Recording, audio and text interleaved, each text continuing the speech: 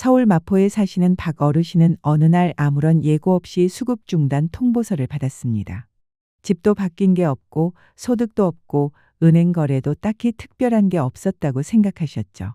하지만 그분의 통장에 기록된 단 20만 원. 그게 모든 걸 뒤흔들 줄은 아무도 몰랐습니다. 누군가는 겨우 그 정도가? 하고 말할 수 있겠지만 지금 이 순간에도 비슷한 이유로 혜택을 박탈당하고 있는 분들이 전국적으로 속출하고 있습니다. 더 놀라운 건 이분들이 대부분 단 한 번도 자신이 문제가 될 수 있는 행동을 했다고 생각하지 않았다는 점입니다. 그저 자식이 챙겨준 용돈 일주일에 두세 번 나가서 번 몇만 원. 그걸 문제 삼을 줄은 정말로 아무도 몰랐습니다. 하지만 지금은 달라졌습니다. 이제는 그 작은 흔적이 수급 자격 전체를 뒤흔드는 시대가 된 겁니다. 저는 20년 가까이 노인복지 현장에서 상담을 해온 이현주입니다. 요즘 들어 예전과는 뭔가 확실히 다른 분위기를 느끼고 있습니다. 비슷한 경험이 있으셨다면 댓글로 나눠주세요. 여러분의 일상이 불안해지지 않도록 저희가 함께하겠습니다. 희진 채널 구독하고 꼭 알아야 할 정보 놓치지 마세요. 저는 20년 가까이 노인복지 현장에서 상담을 해온 이현주입니다. 요즘 들어 예전과는 뭔가 확실히 다른 분위기를 느끼고 있습니다. 매일같이 전화를 받습니다. 상담사님, 별다르게 달라진 것도 없는데 갑자기 수급비가 끊겼어요. 우리 집은 그대로인데 왜 이런 일이 생기는 걸까요? 사실 이런 이야기를 처음 들었을 때는 단순한 착오나 개별 사례일 수 있다고 생각했습니다. 그런데 이상하게도 너무 비슷한 사례들이 반복적으로 접수되기 시작했습니다. 재산 변동도 없고 소득도 없고 집도 그대로인데 부적정 수급자로 판단되어 수급비가 중단되었다는 통보를 받는 분들이 급증하고 있는 겁니다. 솔직히 말씀드리자면 저도 처음엔 믿기 어려웠습니다. 그동안 수급 중단은 대부분 명확한 사유가 있었는데 이번에는 그렇지 않은 경우들이 많았거든요. 나는 아무것도 숨긴 게 없는데 왜? 주민센터에서 아무 말도 없었는데 갑자기? 이런 당황스러운 목소리가 계속해서 들려옵니다. 심지어 어떤 분들은 주민센터나 복지관에 전화를 받고서 처음 사정을 알게 되기도 했습니다. 그만큼 최근에는 정부가 수급자 정보를 더욱 정밀하게 들여다보고 있습니다. 예전에는 놓쳤을지 모를 작은 거래나 입금 내역도 지금은 그냥 넘어가지 않아요. 그럼 이런 변화는 왜 생긴 걸까요? 무슨 일이 벌어지고 있는 걸까요? 처음엔 저도 도무지 이해가 안 됐습니다. 하지만 수십 건의 상담 사례를 정리하다 보니 점점 명확한 패턴이 보이기 시작했습니다. 그리고 그 이유를 알아낸 순간 저도 적잖이 충격을 받았습니다. 혹시 나는 괜찮겠지, 우리 집은 별 문제 없을 거야 라고 생각하고 계신 분들 계신가요? 그 생각 지금은 조금 조심하셔야 할 때입니다. 왜냐하면 여러분의 통장이 문제의 출발점이 될 수 있기 때문입니다. 요즘처럼 수급자 정보 관리가 강화된 상황에서는 여러분이 모르시는 사이에 통장 거래 내역이 정밀하게 조회되고 있을 가능성이 높습니다. 나는 신고 다 했는데 뭐가 문제야? 하고 안심하실 수도 있겠죠. 하지만 제가 최근에 상담한 실제 사례들을 보면 그런 생각이 얼마나 위험할 수 있는지 알 수 있습니다. 먼저 75세 박모 할머니 사례입니다. 할머니는 15년 넘게 기초생활수급자로 생활해 오셨고 그동안 특별한 문제 없이 잘 지내셨습니다. 그런데 어느 날 주민센터에서 갑작스럽게 연락이 옵니다. 통장 거래 내역 좀 제출해 주세요. 당황하신 할머니는 이유도 잘 모르신 채 통장을 제출하셨고 며칠 후 충격적인 통보를 받았습니다. 수급 자격이 중단됩니다. 왜 이런 일이 생겼을까요? 통장을 확인해 보니 매달 일정하게 20만 원씩 입금된 내역이 있었던 겁니다. 알고 보니 멀리 사는 아드님이 생활비 보태라고 보낸 돈이었죠. 할머니 입장에서는 단순한 자녀의 효심이고 평소와 다름없는 가족 간의 정이었는데도 말입니다. 하지만 문제는 이 돈이 정기적인 사적이전 소득으로 판단되었다는 겁니다. 사적이전 소득이란 정부가 파악하는 외부 지원금으로 경우에 따라 소득으로 간주될 수 있습니다. 게다가 수급 중단뿐 아니라 지금까지 지급된 급여 중 일부를 환수하겠다는 통지까지 받으셨습니다. 수급비를 다시 돌려달라는 거죠. 이 통보를 받은 순간 할머니는 눈물을 참지 못하셨습니다. 상담사님, 몇백만 원을 어떻게 갑자기 마련하라는 거예요. 이젠 정말 막막해요. 이런 안타까운 일은 비단 박 할머니만의 이야기가 아닙니다. 50대 중반의 김모 씨는 장애로 인해 정규직 근무가 어려워 가끔 일용직 일을 하며 생활하셨습니다. 하루에 일당 7만 원, 8만 원 정도를 받으셨고 한 달에 몇 번 일하지 않는 날도 많았죠. 그런데 그 입금 내역이 통장에 그대로 남아 있었고 문제는 바로 거기서 시작된 겁니다. 김 씨는 이 정도는 괜찮겠지 라고 생각하고 따로 신고하지 않으셨지만 결과는 수급 중단이었습니다. 김 씨는 한 달에 많아야 서너 번, 적을 때는 한 번도 일하지 못하는 달도 있었습니다. 그렇게 간헐적으로 벌어들인 일용직 소득이기에 큰 문제가 될 거라고는 생각하지 못하셨습니다. 하지만 1년치 통장 거래 내역을 살펴본 결과 비록 불규칙하긴 해도 반복적인 소득 흐름이 있었고 그 내역이 그대로 조사 대상이 되었습니다. 결국 김 씨 역시 수급 자격이 중단되고 말았습니다. 이런 사례는 지금 전국 곳곳에서 실제로 일어나고 있습니다. 그리고 정말 안타까운 건 대부분의 분들이 일부러 속이려고 한 것이 아니라는 점입니다. 그 정도는 괜찮을 줄 알았어요. 자녀가 도와준 건데 그것도 문제가 되나요? 이런 말씀을 하시는 분들이 너무나 많습니다. 하지만 복지제도는 몰랐다는 이유만으로 예외를 두지 않습니다. 이미 정해진 기준과 규정이 있고 행정 처리는 그 기준에 따라 이루어지기 때문입니다. 그리고 여기서 더 큰 문제는 환수입니다. 환수란 이미 지급받은 수급비를 다시 반납해야 한다는 뜻입니다. 생각해 보세요. 매달 60만 원씩 수급비를 받아온 분이 2년 동안 일부 소득을 신고하지 않았다고 판단되면 총 1,440만 원을 한꺼번에 반환하라는 통보를 받을 수 있는 겁니다. 그 돈 다 생활비로 썼는데 도대체 어디서 그걸 마련하나요? 이렇게 하소연하시는 분들이 적지 않습니다. 그리고 이건 과장이 아니라 지금 현실에서 실제로 벌어지고 있는 일입니다. 그렇다면 어떤 입금 내역이 문제로 지적될 수 있을까요? 정부는 어떤 기준으로 소득을 판단할까요? 내 통장은 과연 안전할까요? 지금부터 말씀드릴 내용은 앞으로 수급 자격을 지키기 위해 반드시 알아두셔야 할 중요한 정보입니다. 여러분, 지금부터 말씀드리는 내용은 단순한 정보가 아닙니다. 바로 여러분의 수급 자격을 지키기 위한 핵심이기 때문입니다. 꼭 기억해 두시기 바랍니다. 가장 먼저 조심해야 할 거래 유형은 정기적인 입금입니다. 이건 실수라기보다 패턴으로 간주되기 때문에 단속 대상이 되기 쉽습니다. 예를 들어 가족이 매달 일정 금액을 보내주면 금액과 무관하게 정기적 소득으로 판단될 수 있습니다. 실제로는 1년에 6번 이상만 반복돼도 정기성이 있다고 해석될 수 있어요. 심지어 2달에 한 번씩만 보내도 마찬가지입니다. 그럼 5번까지는 괜찮은 건가요? 라고 생각하실 수도 있지만 그건 위험한 착각입니다. 5번 이하라도 금액이 크면 단속 대상이 될 수 있습니다. 요즘은 반복성보다 금액 기준도 함께 적용되기 때문입니다. 두 번째는 고액 입금입니다.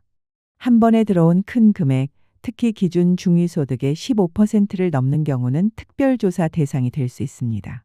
2025년 기준으로 1인 가구는 약 38만 원 선인데요. 생일이나 명절에 자녀가 50만 원을 보내주면 충분히 문제될 수 있습니다. 세 번째는 불규칙한 근로소득입니다. 정규직이 아니더라도 일용직, 단기 아르바이트 등으로 받은 돈은 모두 소득으로 분류됩니다. 하루 일해서 6만 원, 일주일 일해서 30만 원을 받았다면 모두 기록에 남고 누적되면 문제될 수 있습니다. 이 정도야 괜찮겠지 라는 생각이 가장 위험합니다. 네 번째는 계좌이체로 들어오는 모든 돈입니다.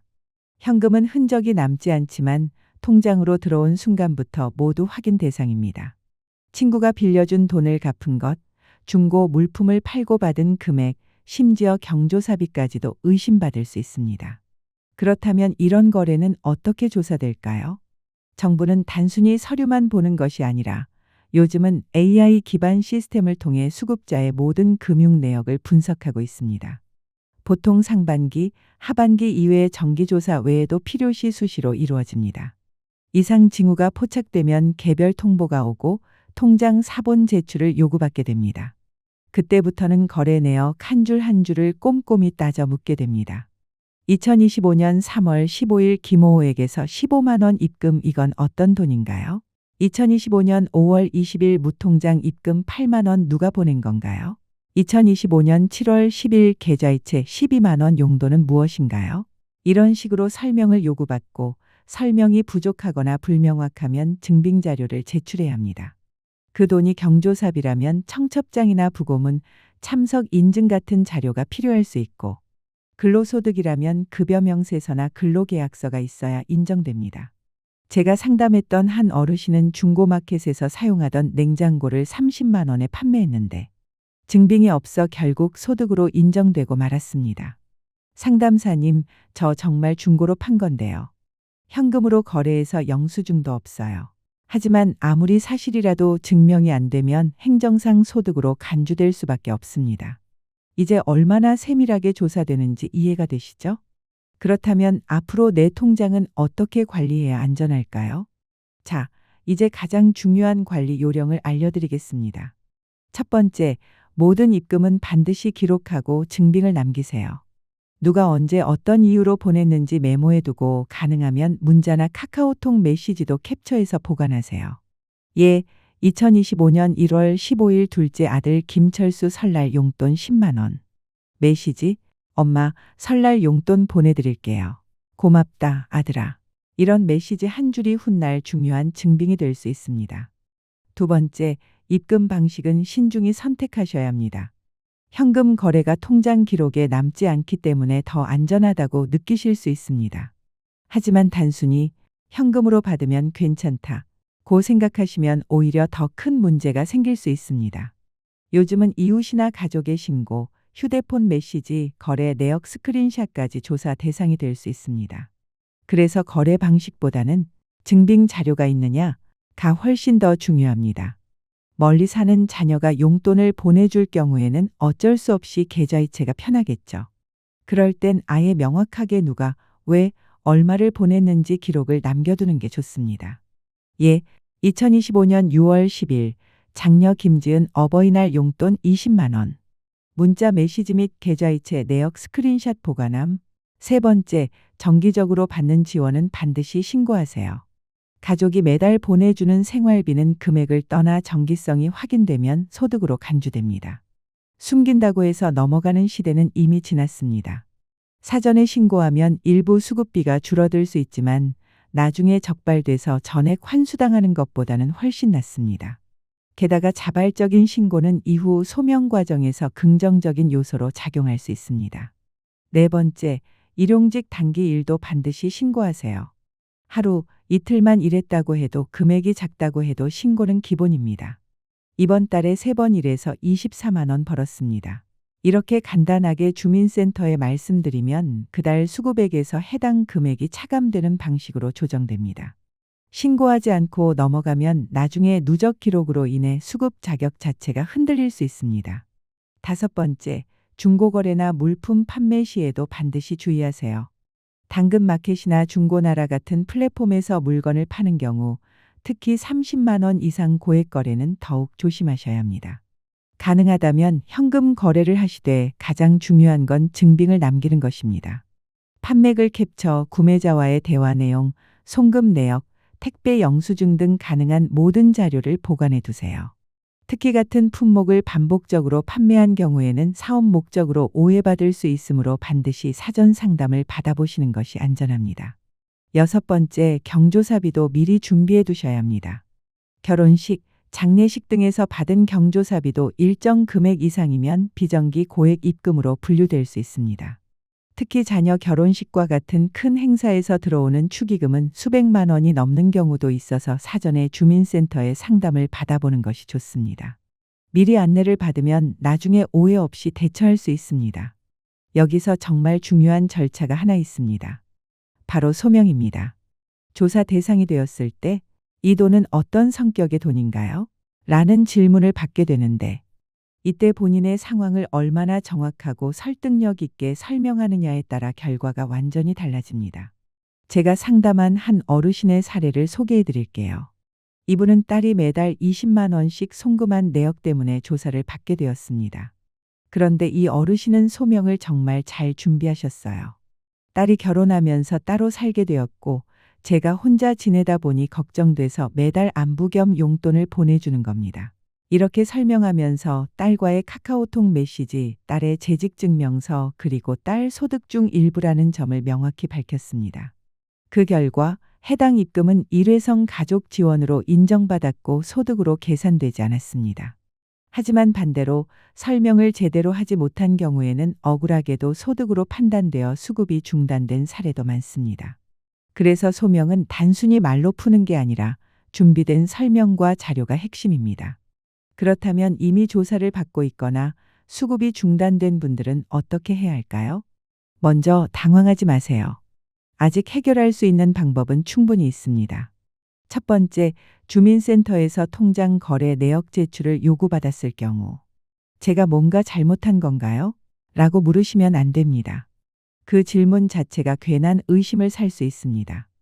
대신 이렇게 응답하세요. 네, 알겠습니다. 언제까지 제출하면 될까요? 혹시 함께 준비해야 할 서류가 있을까요? 그리고 서류를 제출하기 전에는 반드시 거래 내역을 스스로 먼저 확인하세요. 설명이 필요한 입금 내역이 있다면 그 내역에 대한 메모나 대화 기록, 영수증 등을 미리 준비해 두는 게 좋습니다. 두 번째, 조사 과정에서 질문을 받았을 때 기억이 안 납니다. 잘 모르겠어요. 라고 답하시면 안 됩니다. 이건 조사자 입장에서는 숨기려 한다고 오해할 수 있습니다. 가장 좋은 방법은 미리 준비한 자료를 꺼내는 것입니다. 3월 15일에 입금된 15만 원은요. 어버이날 앞두고 제 아들이 보내준 용돈이에요. 여기 아들과 나눈 카카오톡 대화 내용도 함께 있습니다. 이렇게 구체적이고 근거 있는 설명이 가장 신뢰를 얻습니다. 여러분, 지금까지 수급비 중단 사례와 통장 거래 내역에 얽힌 여러 가지 이야기들, 그리고 그에 따른 대처 방법에 대해 함께 살펴보았습니다. 그렇다면 마지막으로 우리는 어떤 마음가짐과 습관을 가져야 할까요? 그리고 다시는 이런 불이익을 당하지 않기 위해서는 구체적으로 무엇을 해야 할까요? 저는 오랜 시간 동안 수급자분들과 직접 상담을 해오면서 한 가지 분명하게 느꼈습니다. 그건 바로 모르고 지나간 작은 일 하나가 결국 큰 문제가 될 수 있다는 사실입니다. 요즘은 정부의 복지 행정 시스템이 과거와는 비교도 안 되게 정밀해졌습니다. 전국의 수급자 통장은 상하반기 정기조사 외에도 수시조사, AI 기반 데이터 모니터링, 타기관 정보 연계를 통해 상시로 관리되고 있습니다. 그러니까 나는 괜찮을 거야. 이 정도야 문제가 안 되겠지. 라는 막연한 믿음은 이제는 더 이상 안전하지 않습니다. 수급 자격을 지키기 위한 6가지 생활 수칙. 첫째, 통장 입금 내역은 모두 기록하고 증빙을 남기세요. 입금 금액이 작든 크든 가족이든 친구든 누구에게 받았는지, 어떤 이유였는지 반드시 적어두세요. 핸드폰 메모, 수첩 기록, 문자 메시지, 카카오톡 대화 내용까지 모두 유용한 자료가 됩니다. 둘째, 가족의 지원은 현금보다는 명확한 신고로 처리하세요. 현금은 기록이 남지 않는다는 이유로 더 안전하다고 느껴지지만 실제로는 불리할 수 있습니다. 통장에 기록된 것이더라도 미리 신고하고 필요시 자료를 제출하는 것이 더 안정적인 방법입니다. 셋째, 중고거래나 물건 판매 시에도 모든 거래를 증빙하세요. 당근마켓, 중고나라 등에서 판매한 경우 판매 게시글, 택배 영수증, 구매자와의 문자 대화, 입금 내역 등을 모두 스크린샷으로 저장해 두세요. 같은 항목을 반복적으로 판매했다면 사업 목적으로 오해받을 수 있으므로 각별히 주의하세요. 넷째, 일용직이나 단기근로 소득은 그때그때 바로 신고하세요. 하루 일해서 받은 돈도 이건 일회성이라 괜찮겠지 라고 넘기지 마시고 꼭 신고하세요. 해당 금액만큼 수급비에서 차감되기 때문에 자격이 박탈되는 위험을 줄일 수 있습니다. 다섯째, 경조사비도 금액이 클 경우 미리 주민센터에 상담하세요. 특히 자녀 결혼식 축의금, 상가 부의금은 수백만 원 단위가 될 수 있기 때문에 이를 미리 공유하고 조언을 받는 것이 좋습니다. 여섯째, 주기적으로 주민센터 또는 복지사와 소통하세요. 변동사항이 없어도 혹시 제가 놓친 부분은 없을까요? 라고 정기적으로 확인하는 것만으로도 예방 효과가 큽니다. 혹시 여러분 중에 지금 조사를 받고 계시거나 수급비가 이미 중단되신 분이 계시다면 절대 포기하지 마세요. 아직은 늦지 않았습니다. 중요한 건 어떻게 대응하느냐입니다. 소명 요청을 받았을 때 모르겠다, 기억 안 난다 라고 얼버무리면 불리하게 작용합니다. 반대로 제가 기록해둔 내역이 있습니다. 이건 어버이날에 아들이 보내준 용돈입니다. 라고 구체적으로 설명하고 자료까지 함께 제출한다면 충분히 인정받을 수 있습니다. 정부는 의도적으로 숨기지 않은 선의의 실수에 대해서는 어느 정도 유연성을 갖고 판단합니다. 단 그 선의를 설명하고 증명하는 건 전적으로 여러분의 몫입니다. 전문기관의 도움을 받는 것도 좋은 방법입니다.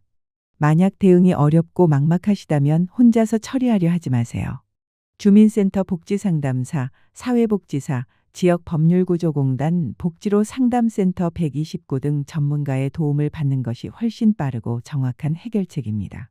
실제로 제가 도와드린 사례 중에서도 1차 소명에서 인정받지 못했던 어르신이 2차 이의 신청을 통해 수급 자격을 회복한 경우도 많습니다. 무엇을 어떻게 말해야 할지, 어떤 자료를 준비해야 할지 모를 땐 꼭 전문가와 함께 하세요. 혼자 끙끙 앓지 마세요. 마지막으로 꼭 드리고 싶은 말씀이 있습니다. 기초생활보장제도는 약자들을 괴롭히기 위한 제도가 아닙니다. 오히려 경제적 위기에 처한 분들이 다시 일어서도록 돕기 위한 최소한의 안전망입니다. 다만 이 제도는 정확한 기준과 절차 위에서 운영되기 때문에 정직하고 투명하게 협조하는 자세가 필요합니다. 정부가 점점 더 정밀하게 관리하는 이유는 진짜 도움이 필요한 분들에게 더 잘 전달하기 위함입니다. 그러니 겁내지 마시고 필요한 정보를 제때 공유하시고 궁금한 점은 꼭 물어보세요. 여러분의 권리는 지켜질 자격이 있습니다. 그리고 그 권리를 지키기 위해 필요한 노력도 분명히 가치 있는 일입니다. 혹시 이 글을 읽고 계신 여러분 중에 아, 우리 엄마도 이런 거 모르고 계실 텐데 우리 동네 할머니께 꼭 알려드려야겠네 하는 분이 계시다면 꼭 공유해 주세요. 작은 정보 하나가 누군가의 수급 자격을 지키는 큰 힘이 될 수 있습니다. 앞으로도 현장에서 직접 보고 들은 실질적인 정보, 정확하고 따뜻한 조언으로 다시 찾아뵙겠습니다. 읽어주셔서 감사합니다. 여러분, 오늘도 무사히 그리고 당당하게 하루 보내시길 바랍니다. 지금 이 이야기가 여러분께 도움이 되었다면 좋아요와 구독으로 채널을 응원해 주세요. 이 콘텐츠는 더 많은 분들이 꼭 알아야 할 복지 정보와 실제 사례를 전하기 위해 제작되었습니다. 여러분의 구독과 좋아요는 정확한 정보가 필요한 분들께 전달되는 데 큰 힘이 됩니다. 앞으로도 신뢰할 수 있는 정보로 찾아뵙겠습니다. 시청해 주셔서 감사합니다.